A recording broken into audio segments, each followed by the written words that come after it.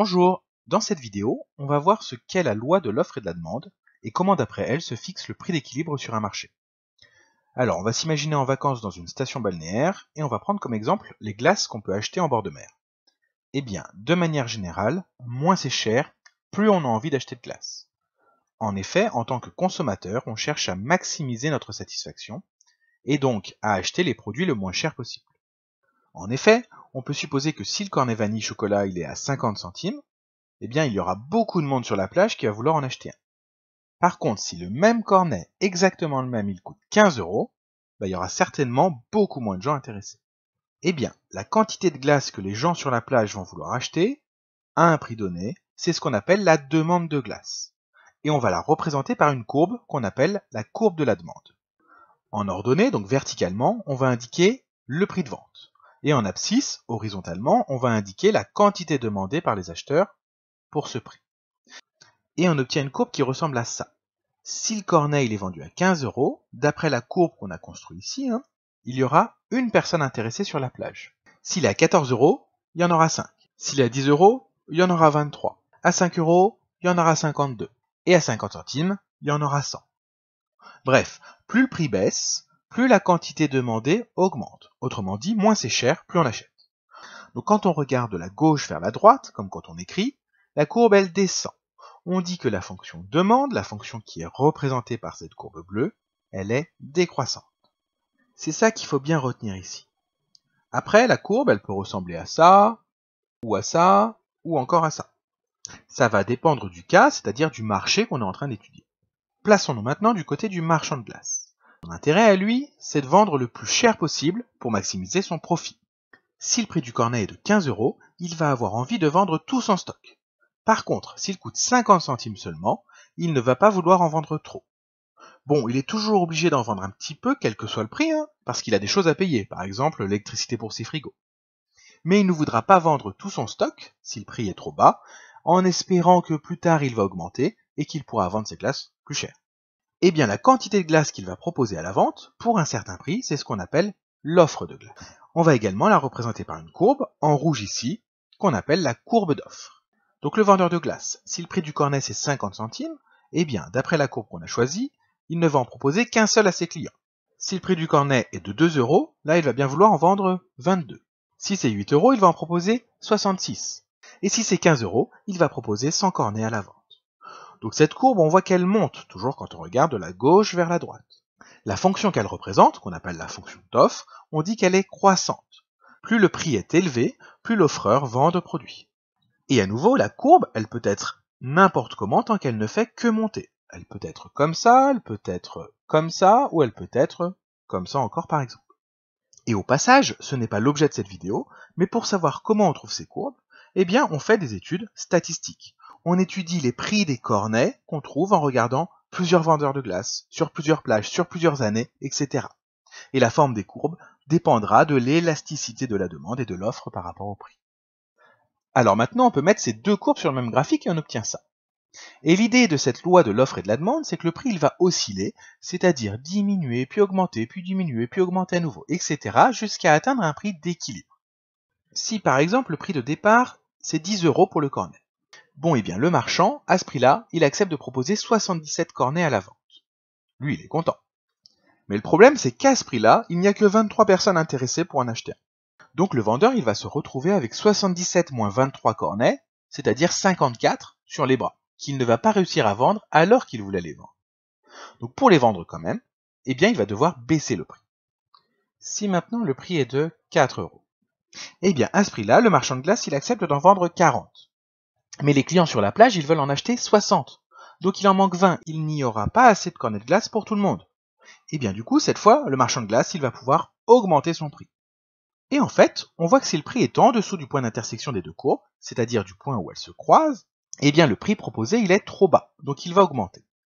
Et par contre, si le prix il est au-dessus de ce point, eh bien il est trop haut, donc il va diminuer.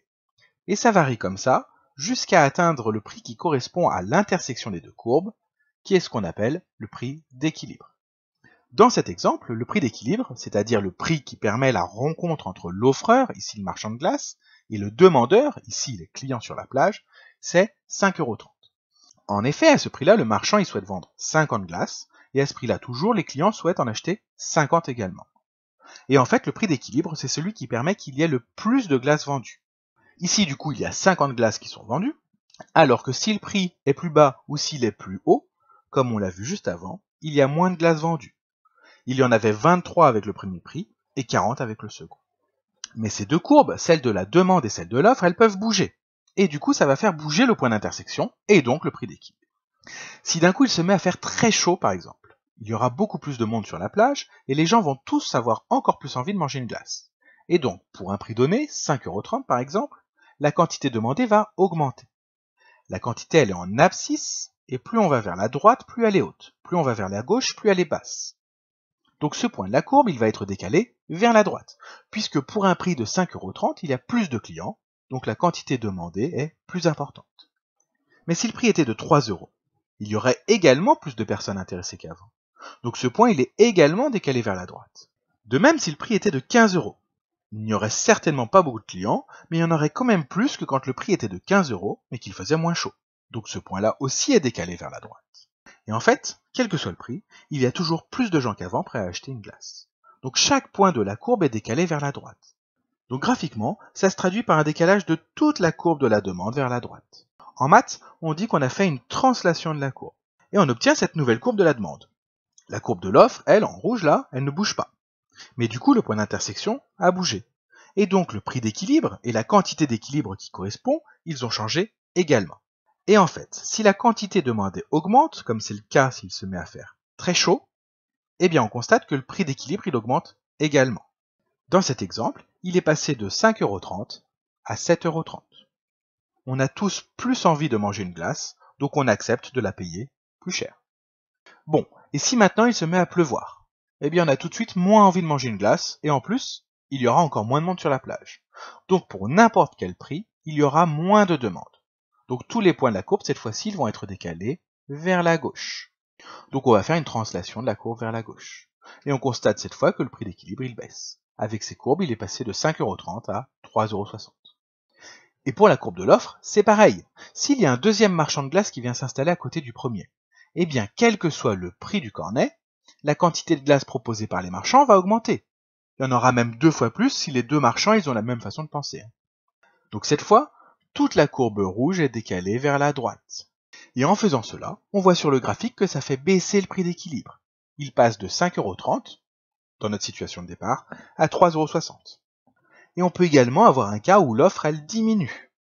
On revient au point de départ où il n'y a qu'un seul marchand de glace, et par exemple, il y a un de ses frigos qui tombe en panne. Donc il a perdu une partie de ses glaces, il y a moins de glace à vendre. Et ça, quel que soit le prix. Donc toute la courbe de l'offre, elle est translatée vers la gauche. Et cette fois, on voit que ça fait augmenter le prix d'équilibre à 7,30 €. Et enfin, on peut imaginer des situations où les deux courbes, elles se déplacent en même temps. Donc on a vu ici comment se fixait le prix d'équilibre sur le marché des glaces dans une station balnéaire. Mais en fait, la loi de l'offre et de la demande, elle s'applique sur n'importe quel marché. Et les raisonnements qu'on vient de faire sur l'exemple des glaces, on peut faire exactement les mêmes dans d'autres cas. Ce qu'il faut retenir de tout ça, c'est que la fonction d'offre, elle est croissante. C'est-à-dire que lorsque le prix augmente, l'offre augmente. Graphiquement, lorsqu'on regarde de la gauche vers la droite, comme quand on écrit, la courbe, elle monte. Que la fonction demande, elle est décroissante. C'est-à-dire que lorsque le prix augmente, la demande diminue. Graphiquement, la courbe, elle descend.